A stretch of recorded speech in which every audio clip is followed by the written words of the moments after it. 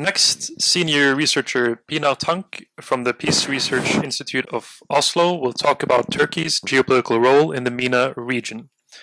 Pinar is an area studies scholar who has worked on Turkish domestic and foreign policies for the past 28 years. She is currently affiliated with PRIO's Middle East Center. Her most recent project has been a study on Turkey's turn eastward in the light of the Syrian civil war. After Pinar, research Professor Pavel Baev will join us digitally from the Peace Research Institute of Oslo and will talk about Russian involvement and geopolitical interests. He has worked on Russian foreign and security policy.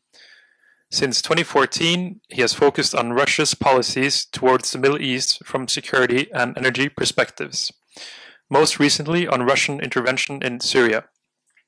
He is affiliated with PRIO's Middle East Center and holds a non-resident fellowship at the Brookings Institute in Washington and at the Institut Français de Relations Internationales. Pardon my French. Welcome, Pinar. Thank you for the invitation to speak today. My presentation today focuses on two actors that I have labeled as external to the Middle East and the impact that they have on developments. Russia is most clearly external, while I would describe Turkey as in the region, if not of the region. The purpose is to understand the drivers of Turkish and Russian policies, as well as the turbulent relationship between them. Next slide. This map illustrates Turkey's borders with key regional countries, but it's worth remembering that Turkey is not an Arab country, and in most of its modern republican history was under strict secular rule, guarded by the Kemalist military, turning its back on the Middle East and its Ottoman past in an effort to create what Turkish sociologists named a nation of forgetters. Atatürk's dictum, peace at home, peace in the world, was specifically applied to non-intervention in the region. This changed with the coming to power of the Justice and Development Party in 2002, however.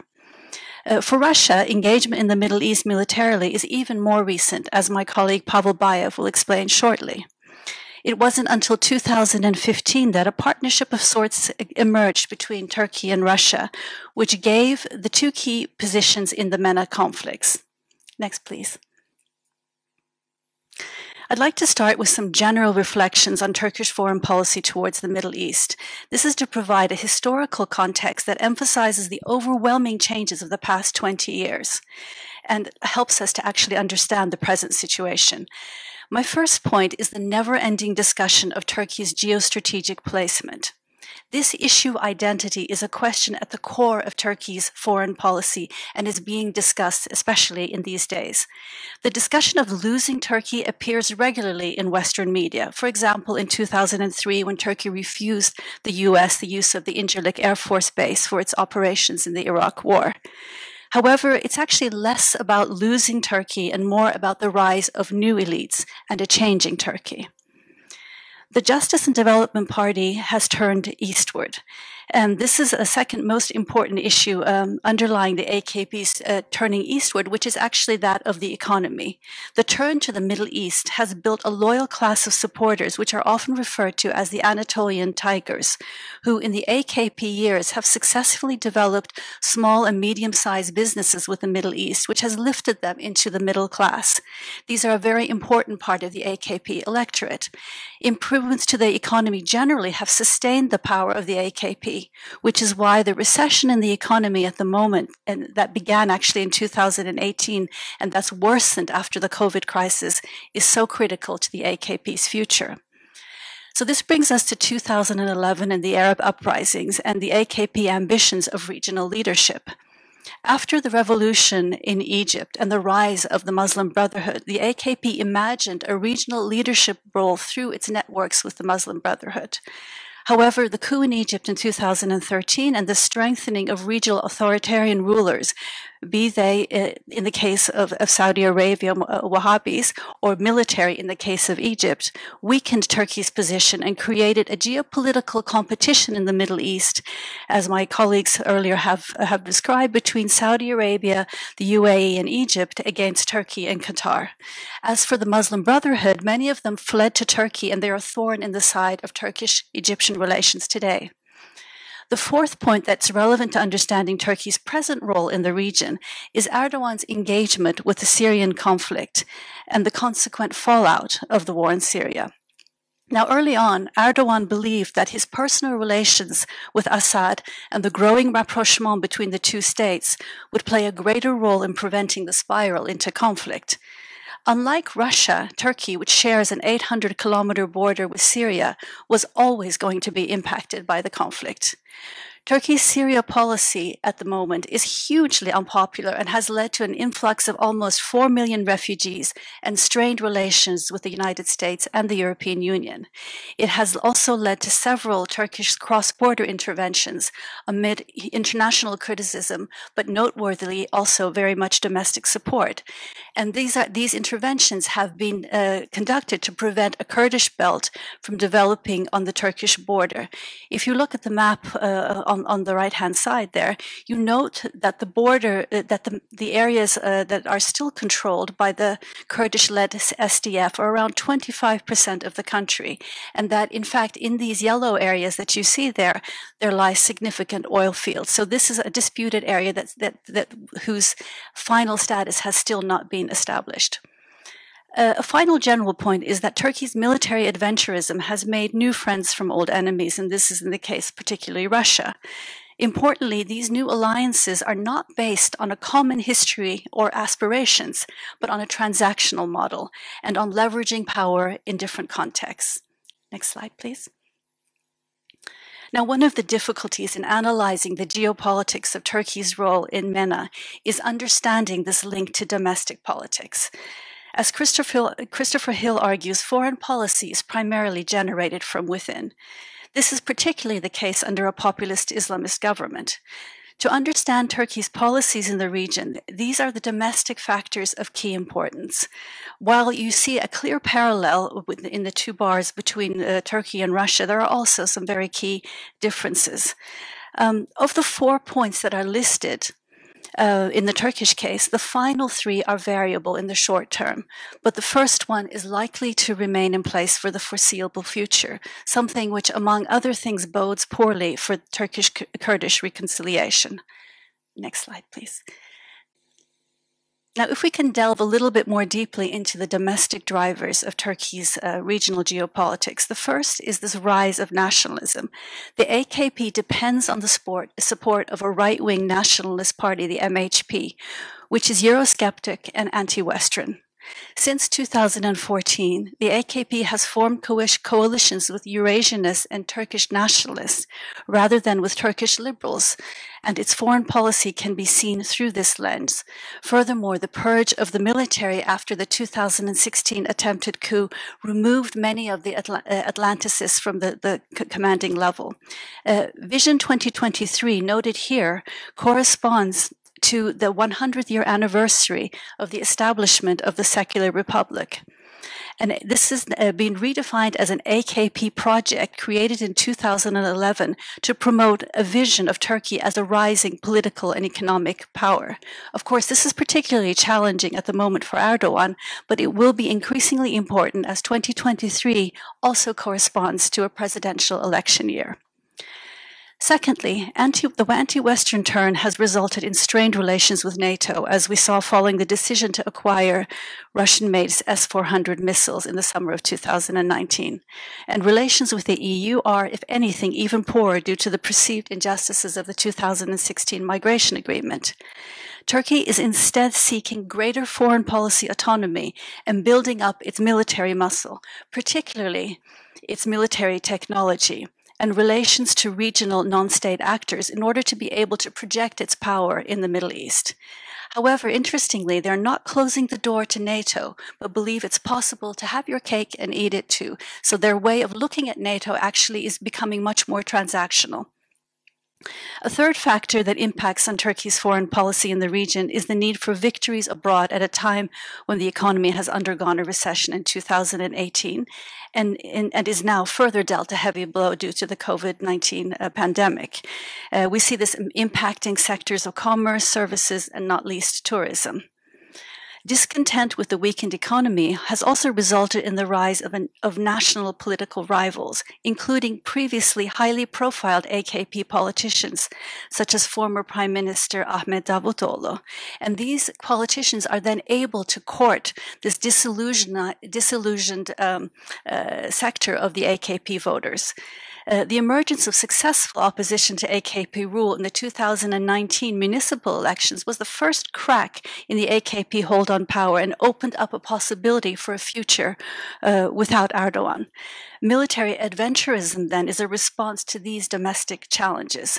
The rally around the flag effect has proven successful by the AKP choosing topics on which there is consensus, such as the Kurdish insurgency, access to the Eastern Mediterranean waters, and the rights of the Turkish Cypriot community. Among the conflicts in which Turkey has had an active role, the most important one, of course, is Syria, due to the existential threat that Kurdish autonomy represents to the Turkish state. The unpopularity of the Syria policy is made worse, however, by public perception polls in which over 70% of Turks place responsibility for the Syria policy solely at the feet of Erdogan himself. Another interesting nationalist policy to look at is the Blue Home Strategy of 2020, which is an example of a nationalist doctrine which has led to a strategic shift towards claiming a naval zone in the Mediterranean between Libya and Greece. Key to these interests is the presence of large deposits of natural gas off the coast of Cyprus. In Libya, Turkey engaged early to prevent the fall of Tripoli and thus protect the maritime demarcation accord it signed with the Libyan government. I think we actually should move to the next slide as well. Yes, with the Libyan government. The effort Turkey then wanted to do was to put a stopper on the planned pipeline by the UAE, Egypt, and France. Erdogan hopes to shape a Libya that can preserve Turkey's political and economic dominance in the region and prevent Libya from coming under the sphere of influence of Egypt and the UAE. And of course, Turkey has economic investments and has an eye also towards the reconstruction of Libya. So what we see in Libya were the new lines of confrontation drawn between Saudi Arabia, Egypt, the UAE, and Russia versus Turkey and Qatar. However, following this UN-brokered diplomacy in the beginning of February, the Libyan Political Dialogue Forum has agreed to a unified executive authority. Russia and Turkey are now presently committed to the agreement, but much will depend on the withdrawal of their proxy forces. And for example, Turkey has transferred some 3,500 Syrian fighters from Syria to Libya as a proxy force. So there needs to be a resolution to this. However, there are also positive changes that can ensue from the Libyan process. The political process is impacting Turkey's dialogue with Egypt, and diplomatic contacts were established just this week between the two. Improving relations to Egypt will also mean rethinking the relationship to Saudi Arabia and the UAE. The normalization, meanwhile, between Qatar and the Gulf states that we heard about earlier is also playing favorably into this rapprochement. In conclusion, Turkey's engagement on the region is based on profiling itself as a regional power through the office of Erdogan, and in the country's relations with other powers, including Russia. Turkey uses its strategic leverage from one conflict to another to fulfill these foreign policy aims. And I think we can now move to my colleague Pavel to talk about Russia. Thank you, Pinar. Let me start saying that I am very glad to partake in this event, even in this very limited format. These are testing times for all of us, and they are for Russian policy in the Middle East. It faces a lot of challenges. It's encountering a lot of setbacks and problems, and I'm not sure that Foreign Minister Lavrov's visit in the Gulf area, which happens as we speak, will contribute to resolving them.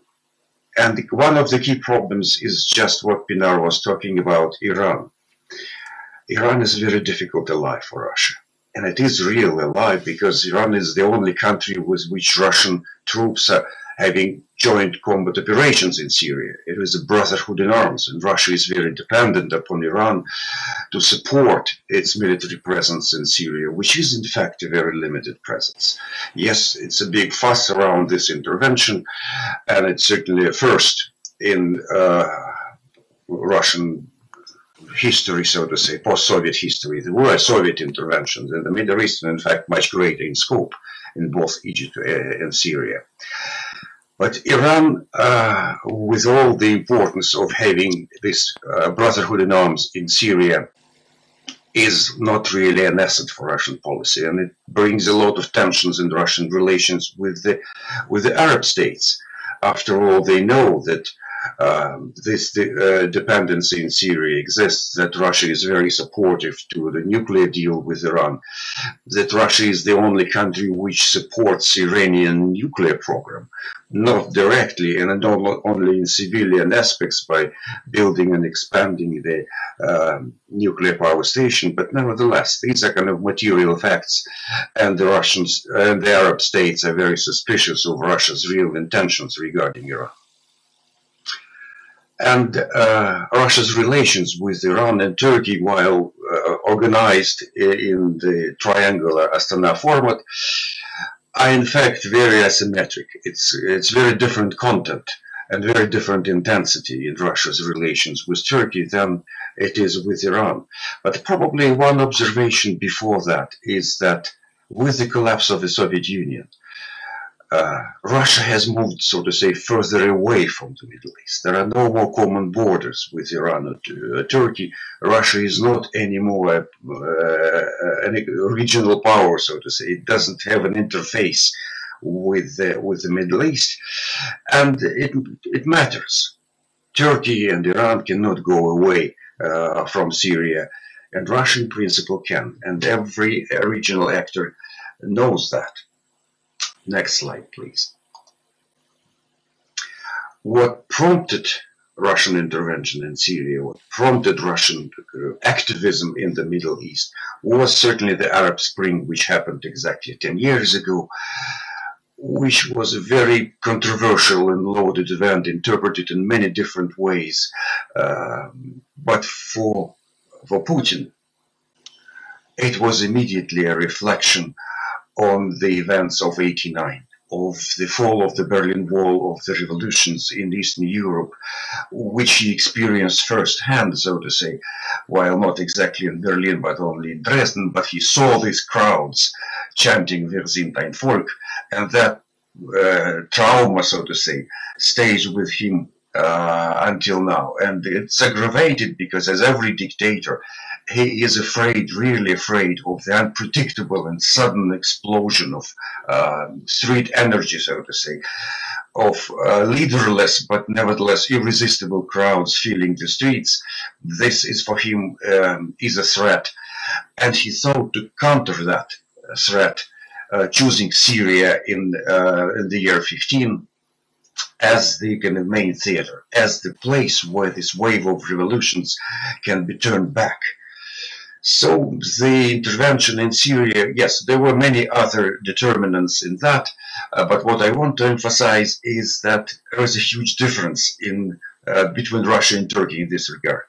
For Erdogan, the Arab Spring, as Pinar probably has explained and can explain more, was an entirely different phenomenon, with a lot of hope, with the kind of point of not only of Islamic revival, yes, but also something which may grant him leadership in the Arab world.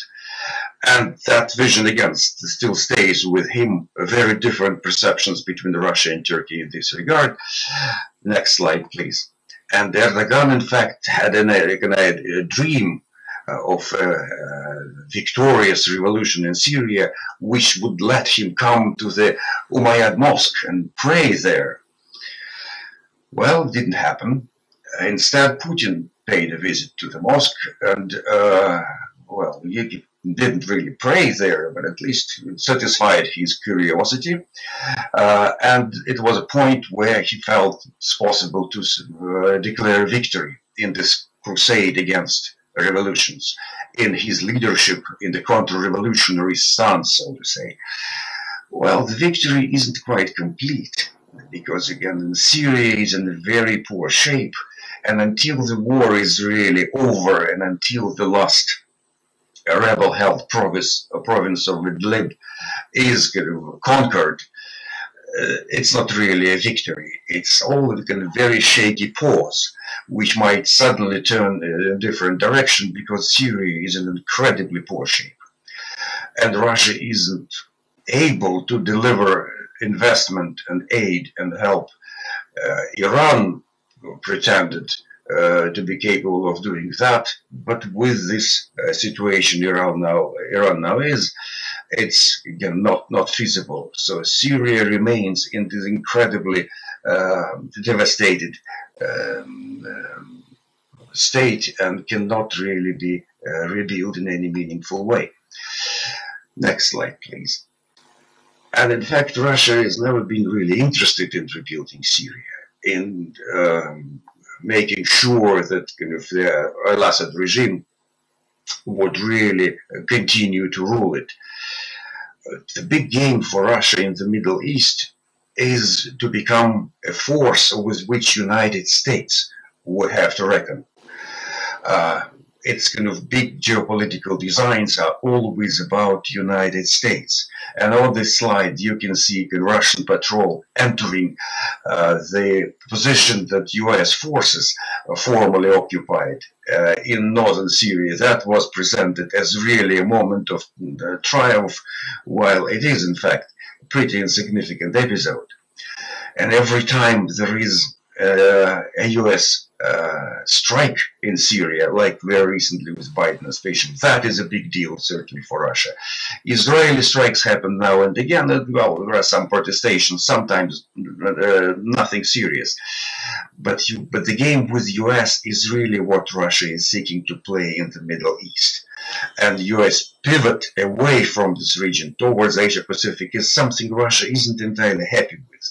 Yes, Russia is demanding US withdrawal from Syria, but at the same time, it really wants this interplay to continue. This deconflicting, going into some other kind of talks and negotiations. Russia doesn't really want to have all these quarrels and rows with Turkey in various hotspots in the Middle East, even if it succeeded in managing them reasonably well. Its big idea is always about United States. Next slide, please. And what about the oil? Which is supposed to be the main content of many conflicts and interactions in the Middle East. And Russia is in the position where it doesn't really need this oil.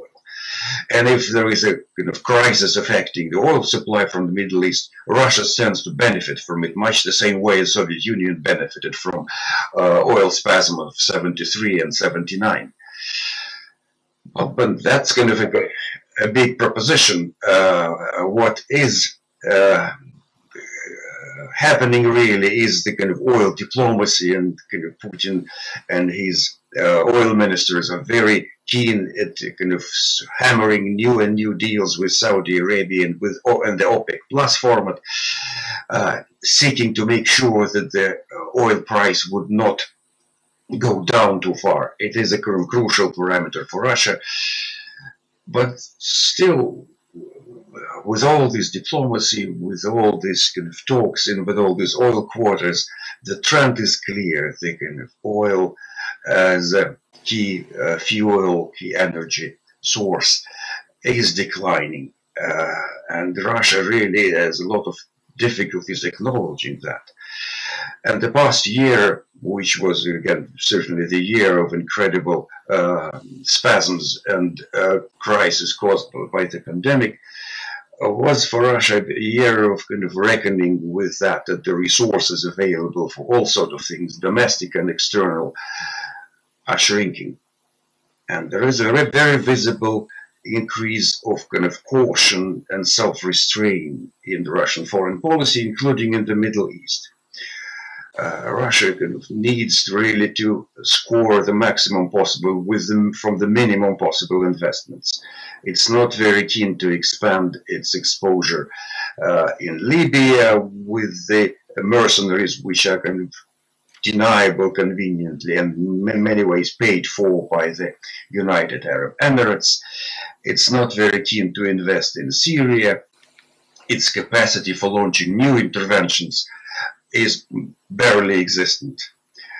It is remarkable in this way that despite all the setbacks from last year, Russia continues on this track of caution, while Turkey, in its Middle Eastern and its foreign policy in general, to the contrary, has become much more activist, much more assertive.